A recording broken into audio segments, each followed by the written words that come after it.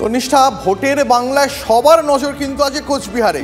তার কারণ একদিকে প্রধানমন্ত্রী নরেন্দ্র মোদী, আরেকদিকে রাজ্যের মুখ্যমন্ত্রী মমতা বন্দ্যোপাধ্যায়, দুজনেই নিজের নিজের দলের প্রার্থীদের জন্য আজ সভা করতে চলেছেন কোচবিহারে।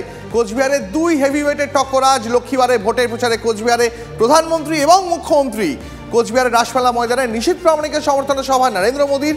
অন্যদিকে তৃণমূল প্রার্থী জগদীশ বর্মা মুসুনিয়ার হয়ে মাথাভাঙার গুমানীরহাটে সভা করবেন মমতা বন্দ্যোপাধ্যায়। এই মুহূর্তে কি পরিস্থিতি সেখানে জানবো, আমার সহকর্মী সুমন কল্যাণ ভদ্র রয়েছেন আমার সঙ্গে কোচবিহার থেকে সরাসরি। সুমন কল্যাণ, একেবারে দেখো, হাই ভোল্টেজ সভা বললেও কম বলা হবে, কারণ গোটা দেশের নজর আজ কোচবিহারে। প্রধানমন্ত্রী আসছেন এবং মমতা বন্দ্যোপাধ্যায় অর্থাৎ রাজ্যের মুখ্যমন্ত্রী আসছেন। আমি সভাস্থলে রয়েছি, প্রধানমন্ত্রী একটু ছবিটা দেখাতে বলবো। শেষ মুহূর্তের তৎপরতা চলছে এবং আমরা সকাল থেকেও, এর আগেও যখন আমরা লাইভে এসেছিলাম, যখন দেখাচ্ছিলাম, তখনও দেখেছি মানুষজন কিন্তু এই সভাতে আসা শুরু হয়ে গেছে।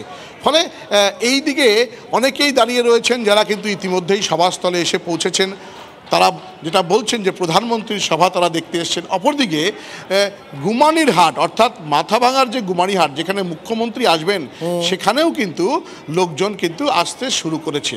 সব মিলিয়ে আজকে এই যে দুই হেভিওয়েটের সভা এবং একজন প্রধানমন্ত্রী একজন মুখ্যমন্ত্রী, এটা কিন্তু যথেষ্ট তাৎপর্যপূর্ণ এই কারণেই, কারণ লোকসভা নির্বাচনের প্রথম দফার নির্বাচনে কোচবিহার প্রথম দফার ভোট হচ্ছে।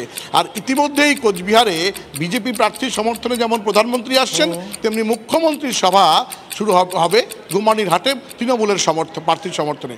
ফলে সব মিলিয়ে আজকের এই দুই সভা থেকে কী বার্তা দেওয়া হয়, প্রশাসন কিভাবে এই দুটো সভা ট্যাকেল করেন, প্রচুর নিরাপত্তা কর্মীকে বাইরে থেকে নিয়ে আসা হয়েছে, সব দিকেই কিন্তু আমাদের নজর থাকবে এবং কীরকম ভিড় জমে সেটা তো অবশ্যই আমাদের নজর থাকবে। দীপ, অনেক ধন্যবাদ সুমন তোমাকে।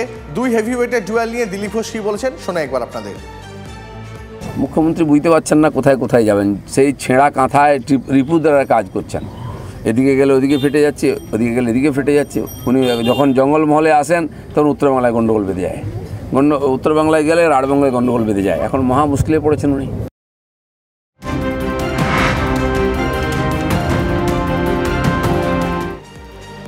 এই মুহূর্তে আরো একটা ব্রেকিং নিউজ। সিএএ বিরোধী প্রচারের পরেই মেঘালয় বাংলাদেশ সীমান্তে নিহত দুজনের মধ্যে একজন বাঙালি।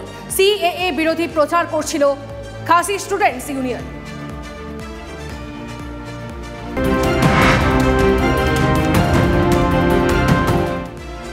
পঞ্চায়েত ভোটে বিধানসভা কেন্দ্রভিত্তিক হিংসার তথ্য চাইল নির্বাচন। ভোট হিংসামুক্ত করতে বেনজির পদক্ষেপ নির্বাচন কমিশনের।